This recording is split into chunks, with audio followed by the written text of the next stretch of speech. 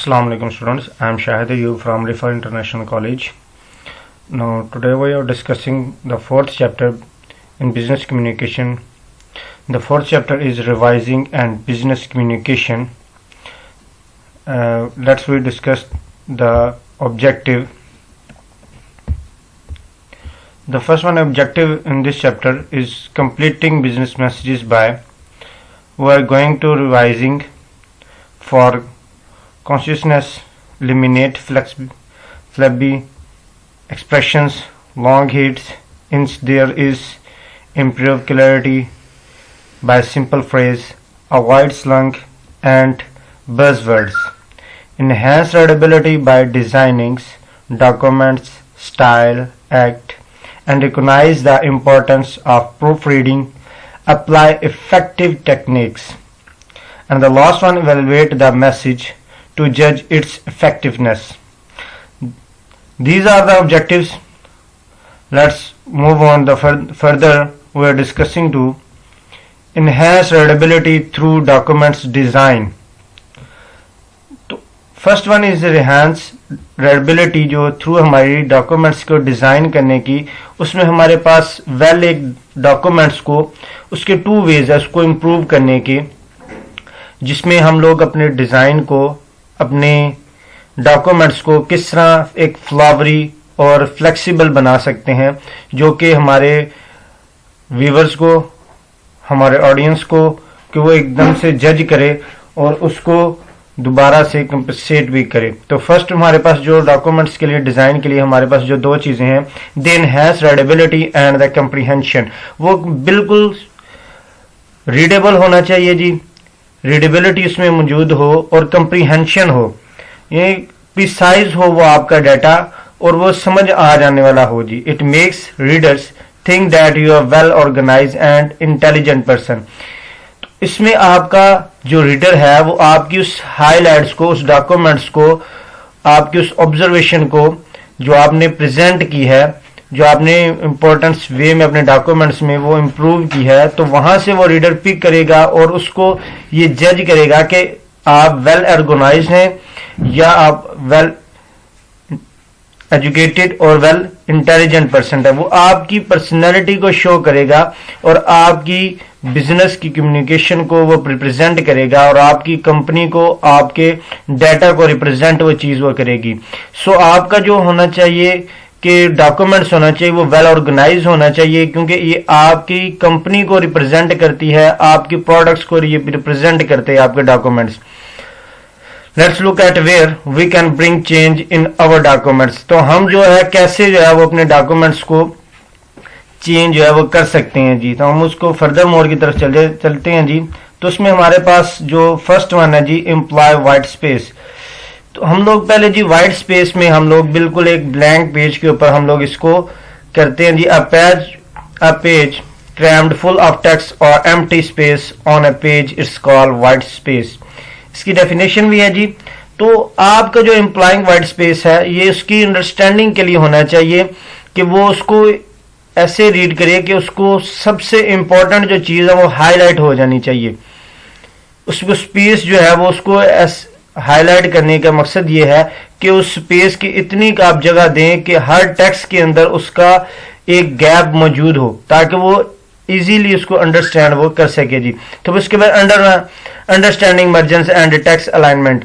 अब text alignment की जो सबसे जो इंपॉर्टेंट चीज़ है जी कि उसका वो टेक्स्ट आपका बिल्कुल मिडल में होना चाहिए, लेफ्ट और राइट भी उसका देखना है आपने, उसका टॉप और बॉटम भी देखना है. तो हमारे पास जो एक नॉर्मल पेज में स्पेस आ जाती है वो 1.5 है जी, और 1.5 बोथ साइड्स होती हैं जी. तो हम लोगों ने उस पेज को इस तरीके से एनालाइज करना है कि आपके पास कि वो मार्जिन जो लाइन है डिटरमिन्स है आपकी, उसके अंदर ही वो आपका डॉक्यूमेंट्स, आपके जो वोकैबुलरी है वो उसके अंदर ही इंक्लूड हो जी. फिर चूजिंग अप्रोप्रिएट टाइप फेसिस हम लोग इसकी थर्ड वन है जो करते हैं. A type faces defines the shape of text characters. हम लोग इसमें टेक्स्ट के कैरेक्टर्स को प्रेजेंट करते हैं कि टेक्स्ट का हम लोगों ने कैरेक्टर्स जो है एक कैसे हम लोगों ने उस टेक्स्ट को लिखना है जी. इसमें आपका स्टाइल जो है वो मोस्ट इंपॉर्टेंट है.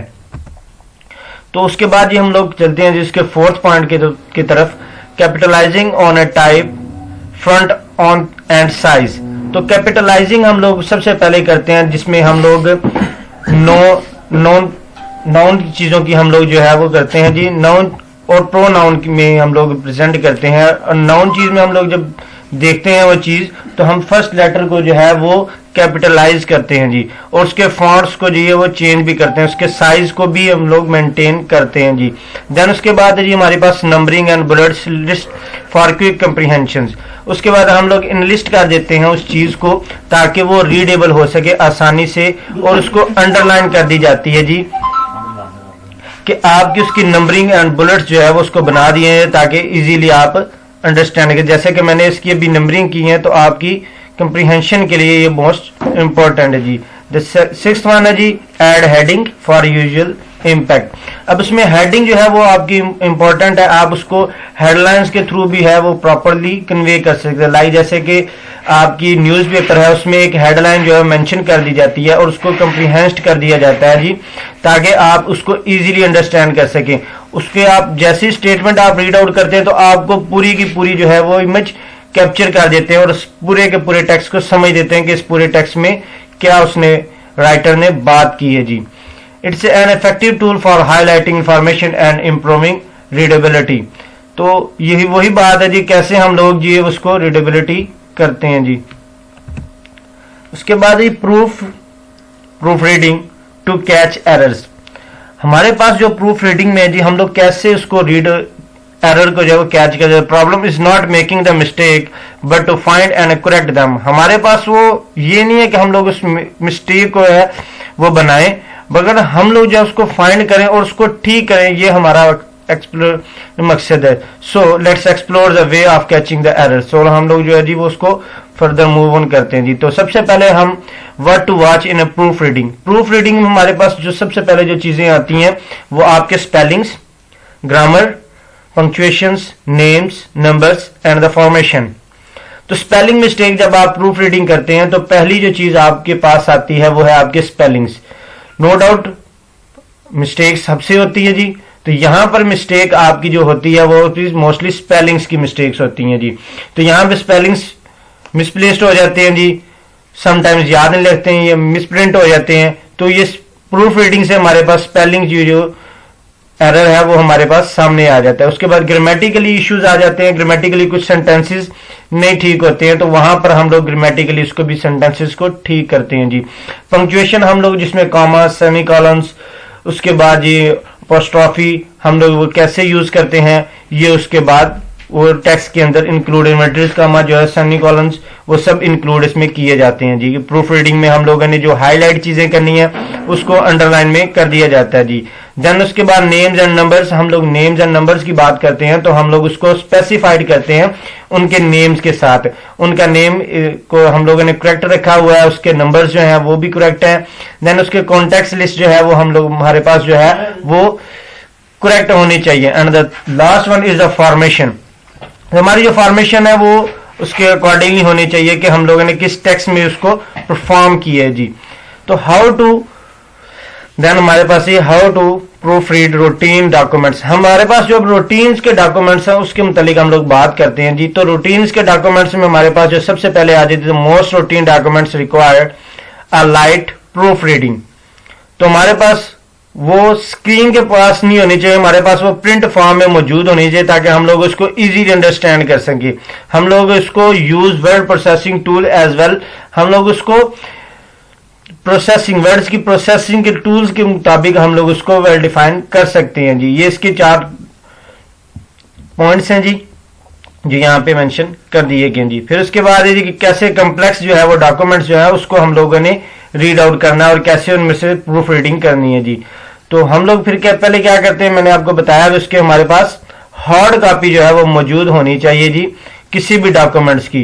तो allow accurate time to proof read, हमारे पास एक स्पेयर टाइम होना चाहिए जिसमें हम पूरी उसकी प्रूफ रीडिंग जो है वो कर सकते हैं। मैंने आपको प्रोसेस में बताया था 3 वे प्रोसेस में कि हमारा 50% जो है वो इम्पैक्ट वो सारा का सारा प्रूफ रीडिंग के ऊपर होता है जी। जब तक प्रूफ रीडिंग नहीं होगी आपका जो डाटा है वो बिल्कुल अनयूजुअल हो जाएगा और उसका इम्पैक्ट नहीं पड़ेगा किसी भी पर्सन के ऊपर, किसी भी कंपनी के ऊपर और किसी भी क्लाइंट के ऊपर। सो आपका डाटा जो प्रूफ रीड होना चाहिए, जो आपकी वेल डिफाइंड कर सके कि आपकी ऑर्गेनाइजेशन इतनी वेल कमांड है कि उसने हर चीज को जो एक्यूरेट किया हुआ है जी। देन उसके बाद read the message at least twice. अब उस मैसेज को जो आपने कन्वे कर रहे हैं, आपका वो मैसेज जो है उसको कम से कम आपने 2 दफा जो है वो रीड आउट करना है, ताकि उसमें से सम टाइम ऐसा हो जाता है कि फर्स्ट टाइम आपसे वो स्किमिंग कर जाते हैं, आप उस लाइंस को स्किप कर जाते हैं, और स्किमिंग का वे मोस्टली जो है वो देखा जाता है जी, और वो मोस्टली स्टूडेंट्स वो करते हैं जी। यहां पर आपने उसको ट्वाइसली इसलिए देखना है ताकि आप लोग उसको प्रूफ रीड कर सके और उसमें कोई भी एरर जो है वो मौजूद ना रह सके।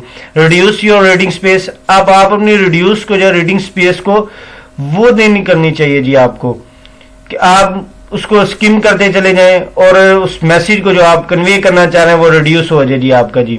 B prepare to find errors. अपने आप को इस कदर प्रिपेयर करें कि आप उसकी एरर्स को वो इमीडिएटली फाइंड आउट कर सकें जी। Then evaluation, the last point है जी, evaluation of the effectiveness of your message.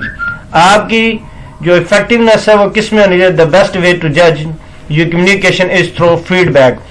हमारा जो सबसे पहला इंपॉर्टेंट चीज आती है वो है हमारी फीडबैक। मैंने आपको लास्ट में भी बताया था कि जब तक आपकी फीडबैक पॉजिटिव और नेगेटिव नहीं होगी तब तक आप उसको अंडरस्टैंड नहीं कर सकते कि आपके क्लाइंट ने या आपकी कंपनी ने वो डाटा कलेक्ट किया है और वो रिस्पॉन्ड भी नहीं किया।